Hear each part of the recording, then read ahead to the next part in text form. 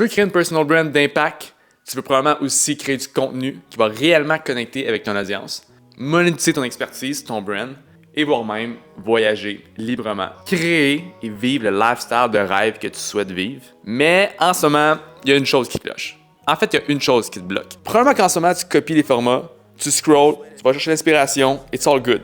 Tu postes régulièrement, tu es constant parce que tu as entendu dire maintes et maintes fois à quel point la constance c'est important, mais ton brand ne décolle pas. Tu n'as aucune traction et tu te poses mille et une questions. En fait, le problème, c'est peut-être pas ta stratégie.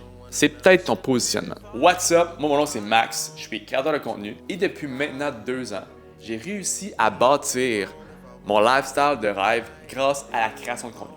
Non seulement ça, mais j'aide également désormais les créateurs et passionnés de fitness à bâtir une notoriété sur les réseaux, un brand d'impact et à croître leur business à leur tour. Tout ça grâce au pouvoir que possède une personal brand d'impact. Et première chose que tu dois savoir, on pense souvent que ce qui va faire la différence, c'est le talent, c'est les papiers, les diplômes, c'est les connaissances, c'est ton réseautage. Mais en réalité, ce qui fait réellement la différence, c'est ta conviction. Croire profondément que tu es la personne pour aider les autres et surtout que tu as le potentiel d'accomplir ce que tu vises. Puis cette conviction-là, elle sort pas de nulle part. En fait, elle vient des actions. Elle vient de la proof que tu réussis à build over time et c'est là que la création de contenu rentre en jeu. Il y a 2 types de créateurs. Ceux qui parlent en tant qu'experts, démontrant l'autorité, et ceux qui documentent leur journey along the way. L'autorité, c'est ce que tu as déjà acquis. La personne qui a un physique de rêve. La business qui fait les 6 chiffres, 7 chiffres par année. L'expertise validée auprès de ses pairs. Le diplôme ou toute autre source de preuves sociales que tu accumules à travers le temps. Parce qu'à ce moment-là, tu peux te dire, voici comment j'ai fait. Mais si tu n'es pas encore là, si tu es encore en fait au début de ton journey ou dans le processus de devenir la personne que tu souhaites devenir, tu possèdes un élément qui est encore plus fort. Et j'ai nommé la documentation. Documente ton journey étape par étape et invite les gens, invite ton audience à faire partie de cette quête-là, à faire partie de cette aventure-là. Voici ce que j'ai fait, voici où ce que je veux aller, voici ce que je fais pour y arriver et voici ce que j'apprends along the way. Et ça, crois-moi, c'est beaucoup plus puissant pour bâtir une audience, une confiance avec eux que d'avoir déjà tout acquis et juste dropper ton knowledge. Au final, ce que tu veux, c'est de bâtir une confiance graduelle et devenir le personnage principal, le héros d'une série télé ou d'une histoire. C'est ça, la chose que les gens vont s'attacher à toi. C'est comme ça que ton brand va prendre une direction croissante over time. Et pourquoi documenter est une arme si puissante? Je t'explique. Documenter, c'est pas juste filmer sa vie. C'est créer du contenu en voulant montrer son chemin, son parcours, ses erreurs, ses leçons, ses apprentissages, ses wins, ses lost. Bref, c'est de montrer ta progression. C'est ça que le monde veut le voir. Et j'irai même encore plus loin. Pourquoi c'est si important? Parce que tu deviens extrêmement relatable. Tu deviens une source d'inspiration pour ceux qui look up to you. Puis les gens vont vouloir, tôt ou tard, s'identifier à toi, suivre ton chemin. Parce que tu montres ce que tu mets en action. Tu montres que tu agis et sans même avoir réussi. Et ça, c'est vraiment inspirant. Tu réussis à créer une preuve sociale en temps réel. La preuve que you are who you said you are. Puis un jour, tu vas passer de en chemin à j'ai réussi. À get it done. Je l'ai fait. Et tout le processus que tu as documenté pour te rendre jusque-là, ça va être du contenu 100% authentique, extrêmement puissant, avec énormément d'impact que tu vas pouvoir réutiliser for a lifetime. Et à ce moment-là, tu vas avoir acquis non seulement l'autorité, l'expertise, mais un historique de contenu 100% authentique.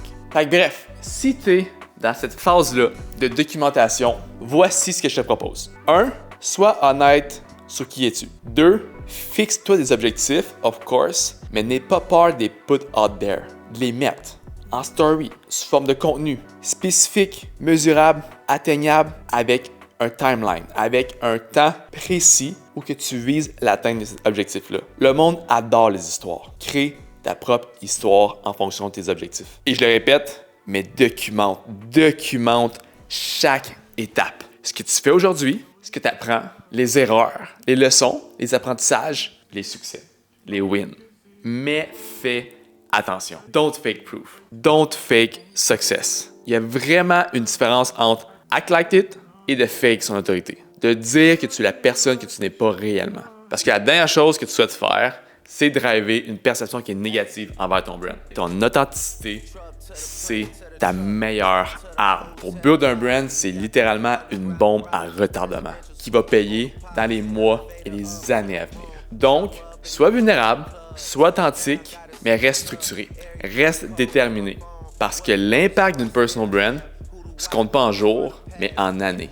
C'est un asset à intérêt extrêmement élevé. Au début, je t'ai promis une chose. Je t'ai promis de t'expliquer l'erreur en soi que les créateurs font. Si tu commences ou tu es en plein développement de ta personal brand, la plus grande erreur que tu peux faire, c'est quoi? C'est de copier le style des gens qui ont déjà l'autorité dans ton domaine.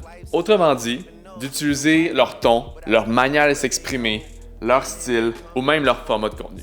Parce que rappelle-toi une chose, ce monde-là, ces créateurs-là pour qui tu look up, la plupart ont 5, 10, voire même 15 à 20 ans de constance et d'années d'expérience derrière la cravate. Ils ont fait leur propre chemin, ils ont fait leurs propres erreurs, leur propre apprentissage, leurs propres leçons et ils ont construit leur propre audience qui font en sorte qu'ils sont devenus le brand qu'ils sont devenus aujourd'hui. C'est correct de t'en inspirer, mais toi, rappelle-toi une chose, t'es au début de ton journey. Tu es à l'étape 1. C'est le temps, c'est exactement le temps de mettre en place tes fondations, de développer ton propre style et bâtir une confiance graduelle avec ton audience, ta communauté, ton sentiment d'appartenance, mais surtout ton brand. Il est là le focus. Focus là-dessus. Fait que don't fake authority, mais incarne dès aujourd'hui ce rôle-là, en restant authentique, toi-même et vulnérable par moment. Donc, rappelle-toi une chose et pose-toi toujours la question, est-ce que je suis en train de devenir cette personne-là